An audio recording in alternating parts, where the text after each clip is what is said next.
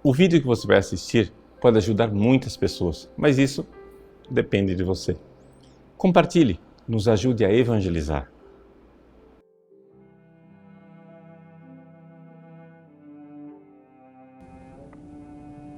Em nome do Pai, do Filho e do Espírito Santo. Amém. Meus queridos irmãos, o brevíssimo Evangelho de hoje é o segundo anúncio da paixão de Cristo, como é relatado por São Lucas. O Filho do Homem vai ser entregue na mão dos homens. Jesus não fala nem sequer da ressurreição de tão breve que é o anúncio. No entanto, os discípulos não entendem, ficam perplexos diante dessa realidade. E têm medo de perguntar para Jesus o que é que isso quer dizer. Por que é que isto acontece? Vejam, para a gente interpretar verdadeiramente esta passagem, seria interessante nós irmos lá na frente do Evangelho de São Lucas, no último capítulo, capítulo 24, quando Jesus aparece aos discípulos de Emaús. Os discípulos de Emaús encontram-se diante da mesma situação dos discípulos do Evangelho de hoje, ou seja, eles não compreendem a paixão de Cristo. Eles esperavam que Jesus fosse aquele que viesse libertar Israel e, no entanto, já é o terceiro dia que estas coisas aconteceram. Tristes, cabisbaixos, eles vão caminhando. E, no entanto, Jesus entra, neste caminho de tristeza para lhes dizer uma coisa. Versículo 25, lá do capítulo 24. Como sois sem inteligência e lentos para crer em tudo que os profetas falaram. Ou seja, os discípulos não estão entendendo que Jesus irá morrer na cruz, porque eles estão lendo as profecias de forma incompleta. Eles estão se lembrando somente da profecia que fala do Messias, do ungido, mas não estão se lembrando das profecias que falam do servo sofredor. Pois bem, trata-se da mesma realidade profetizada, olhado por dois ângulos. Unção, sim, mas também sofrimento para a nossa redenção. Então, Jesus explica, dizendo: não era necessário que o Cristo sofresse tudo isso para entrar na sua glória? Vejam, para nós essa frase aqui não é óbvia. Para nós parece claro que nós tenhamos que sofrer para entrar na glória. Agora que Jesus tenha que sofrer, que mal fez ele? O que é que ele fez?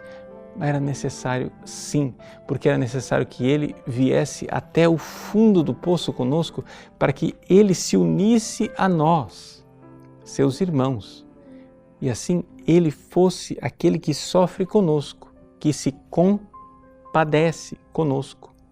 O Cristo precisava, sim, sofrer.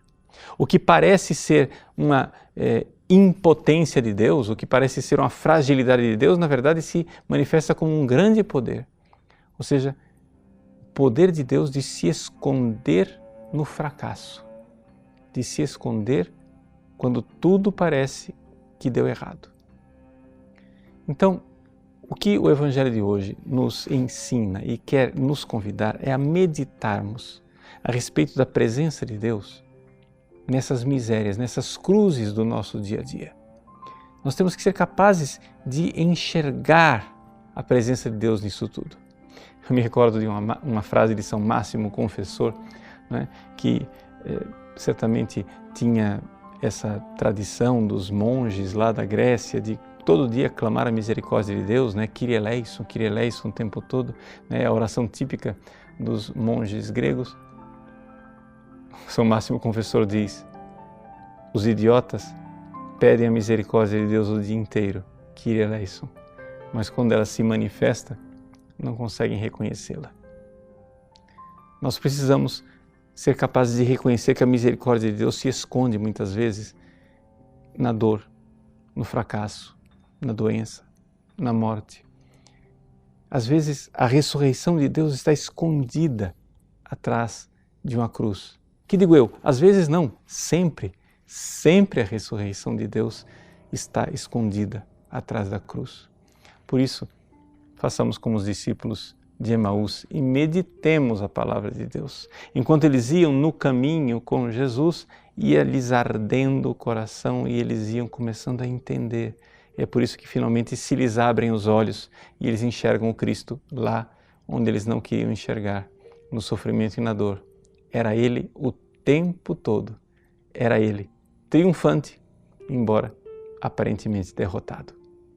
Deus abençoe você. Em nome do Pai, do Filho e do Espírito Santo. Amém. Gostou do nosso conteúdo?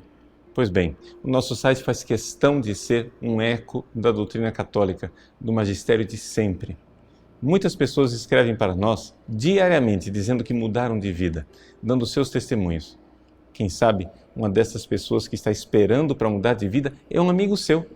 Nos ajude a compartilhar, nos ajude a evangelizar. Se você curtir a nossa página, compartilhar nas redes sociais, pessoas podem salvar as suas almas.